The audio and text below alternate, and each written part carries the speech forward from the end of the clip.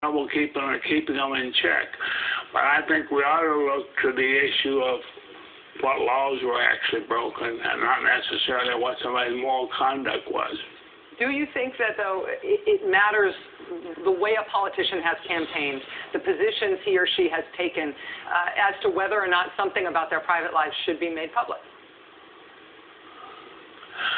Well, look, you become a public figure because you place yourself there, either by a job you accept or by an action that you commit.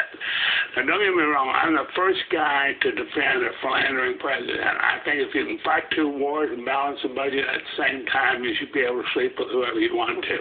So I'm sort of an enigma in this Weinner situation. Mr. Flynt, you once wrote me a really thoughtful letter around the time of the Mark Sanford scandal. You said you felt that Governor Sanford should get some credit for sincerity, essentially, for really falling in love. Do you have a soft spot for these guys, even as they would all probably try to deport you to Mars if you thought it would make a good, if they thought it would make a good campaign ad?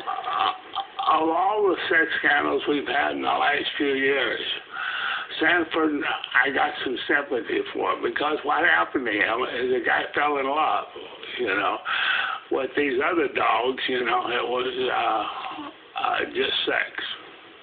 And but do you think that means that Mark Sanford falling in love and leaving his wife in that way, that it wasn't a scandal? We shouldn't have covered it? Or do you think that made too much fun of him?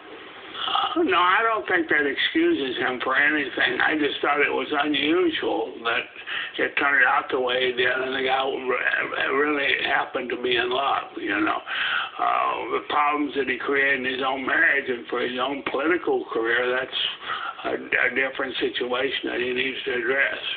Larry Flynt, CEO of the Flynt Management Group, author of the book One Nation Under Sex, How the Private Lives of Presidents, First Ladies, and Their Lovers Changed the Course of American History, and an unexpected big softie on issues like this. Mr. Flynt, I really appreciate your time. Thank you, sir. Okay, thank you, Rachel. Bye. Okay, so we just had Larry Flynt on the show to talk about the David Vitter problem. It is possible that my life is complete. So if I'm not back after the commercial break, I want you to know that I died happy, okay? Okay.